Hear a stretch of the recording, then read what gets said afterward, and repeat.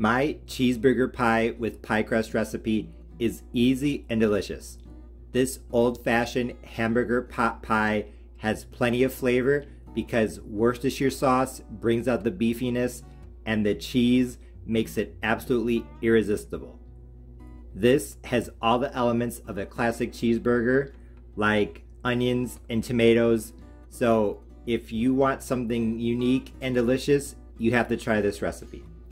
You will need 1 pound of lean ground beef. I'm using 90/10. 2 9-inch pie crusts. One is in my pie plate, the other is still in the refrigerator.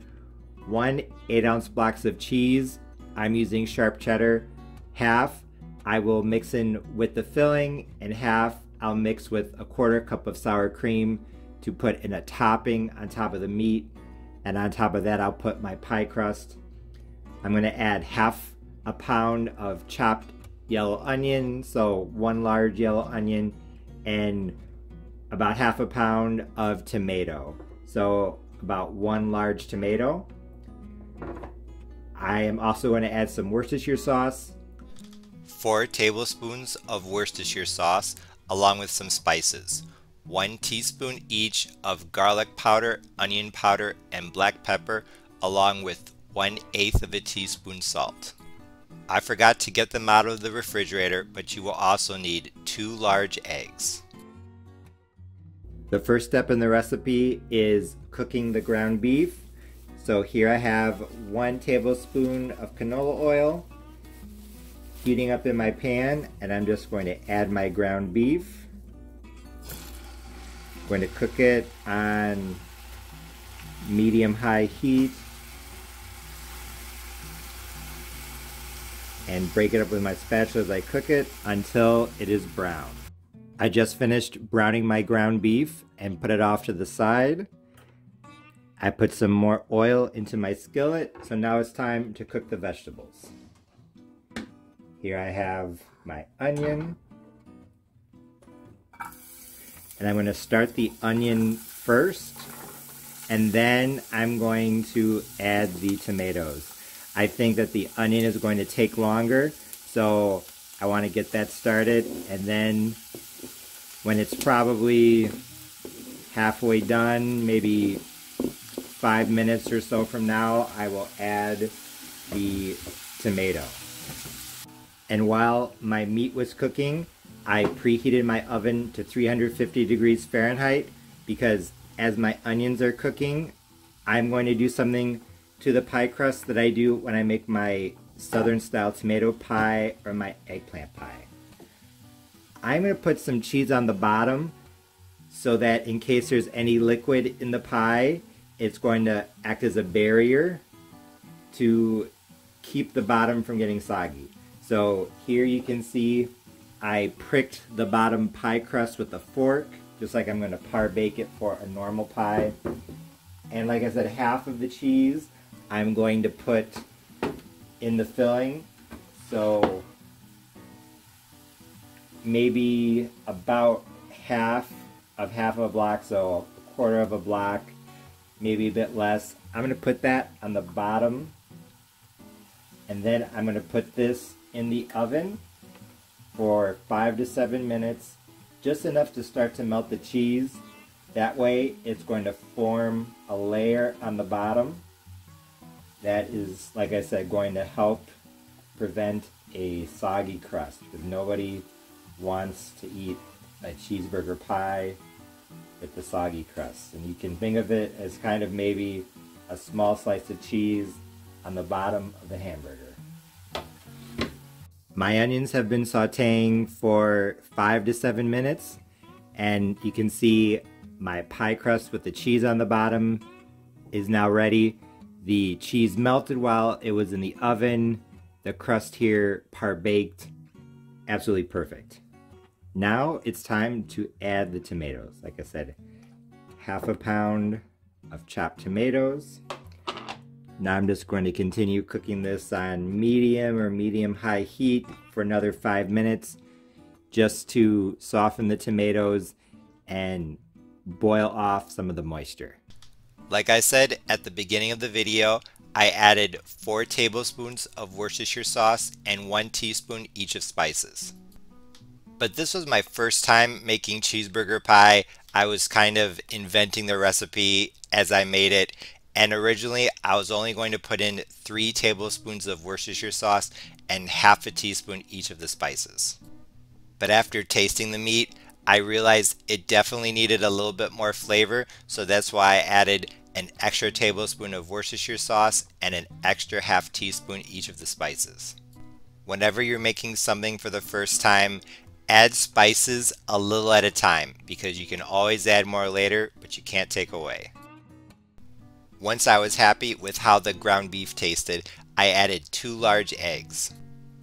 Although they're not totally necessary to the recipe, I recommend adding 2 eggs to help bind the ground meat so that when you slice the pie, it holds its shape.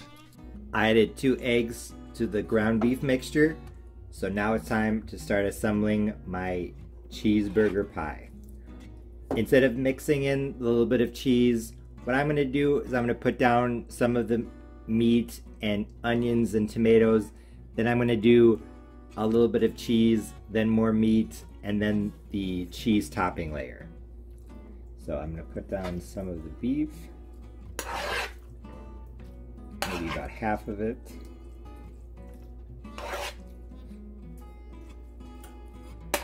Because then when you slice into the pie, I'm hoping that it looks something like maybe a hamburger with 2 patties and multiple slices of cheese. Some on the bottom, some on the top, and some in the middle. Like I said, I'm using sharp cheddar.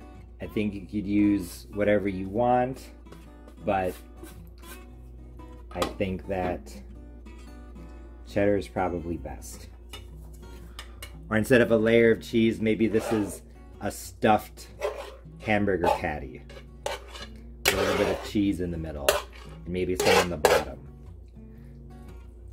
So I'm going to finish pouring in the meat. I don't want to annoy you with a scraping sound, and I'll bring you back.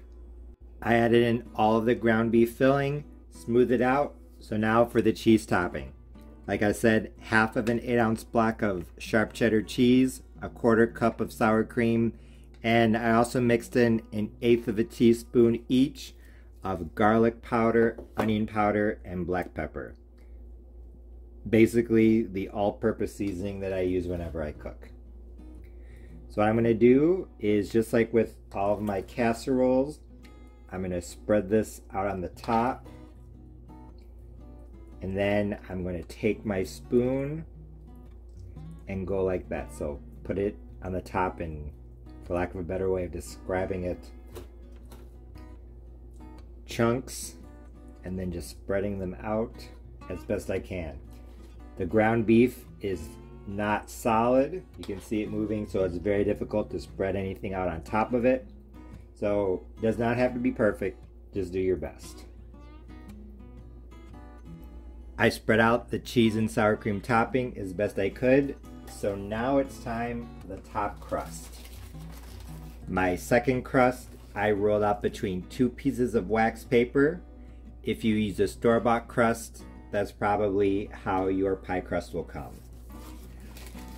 If you've never put on a top crust, all you do is peel off one of the pieces of wax paper or plastic, however your crust comes, and then position it over or near the pie like this with the crust facing the pie. Turn it over so that the crust is down. Position it as best you can. And then when it's centered, just lift up. It came apart here, but that's okay. And now just take it and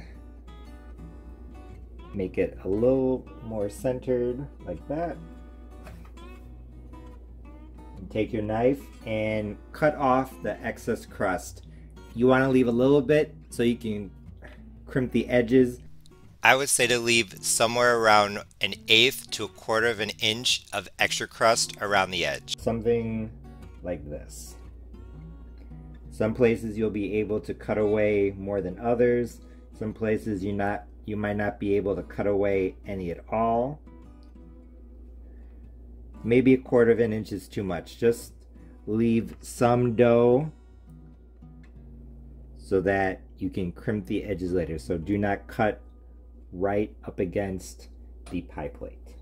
Once you've cut away the excess crust, if you see any places where maybe you cut away too much, just take some of the dough like this and go around and tack on a little bit, just like that. No big problem. Once you're ready, just crimp the edges. You don't have to get fancy. All you're doing is you are just sealing the top crust to the bottom crust so that nothing boils out as the pie cooks. You can do this with your fingers, do this with a fork, whatever you want. Before your cheeseburger pie goes into the oven, the last step is to cut some air vents because you want to give the steam inside of the pie a way to escape. I found the approximate middle and I put a small hole. So now I'm just going to cut a few slits. Usually I get out my ruler to be more precise, but I just do not want to do that today. You really don't need that many slits because there isn't a lot of moisture in this pie. 4 would probably do it, but I'm going to add a couple more because I think they'll be good guides when I go to slice it. There. Now my pie is ready for the oven. I'm going to bake it at 350. I'll let you know for how long. My cheeseburger pie just came out of the oven. It was in at 350 degrees Fahrenheit, uncovered, for 60 minutes. 1 full hour. This cheeseburger pot pie looked absolutely amazing.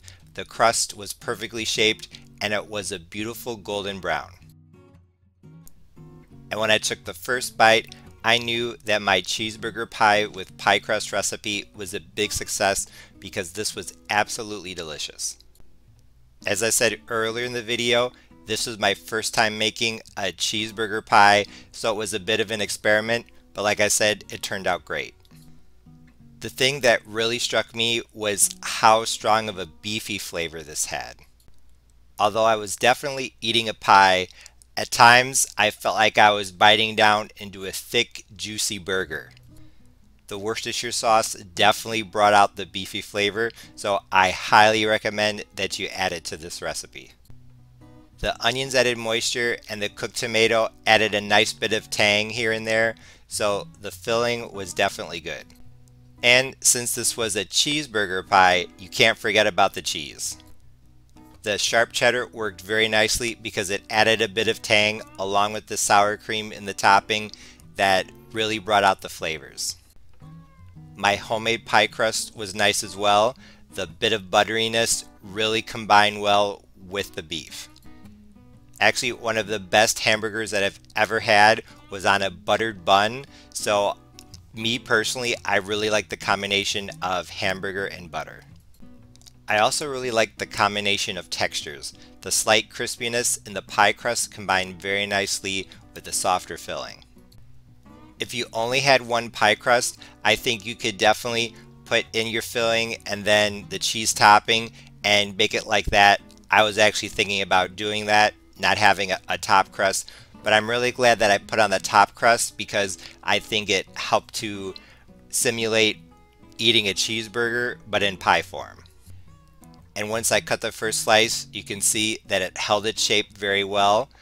Adding those 2 eggs definitely helped. Like I said, this recipe was a big success. Even though I was really pleased with how the recipe turned out, there are a couple things I wanted to point out.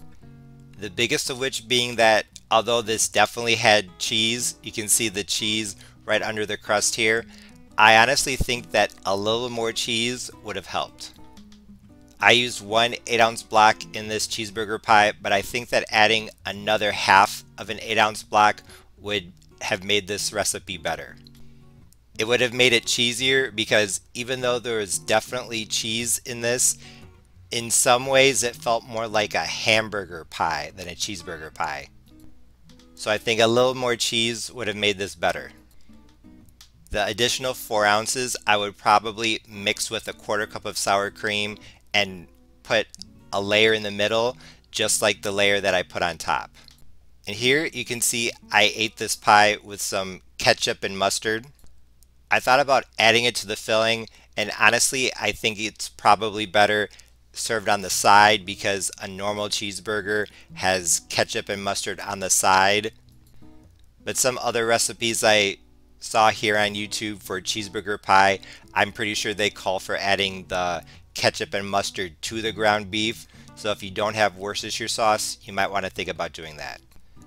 And the last thing is that I did use 90-10 ground beef, which is fairly lean, but honestly I think that using a slightly fattier ground beef would have made this juicier. Don't get me wrong, this was delicious and it was a little bit healthier, but I think that here and there it was a bit dry, so maybe 85-15 would have been better.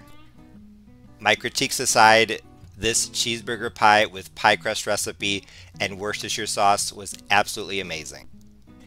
Honestly, I think I did a really good job of taking all the essential elements of a cheeseburger and translating them into a pie. If you're looking for something unique and delicious, yet still familiar, you should definitely give this recipe a try. I know you'll like it. As always, thanks for watching. See you next time.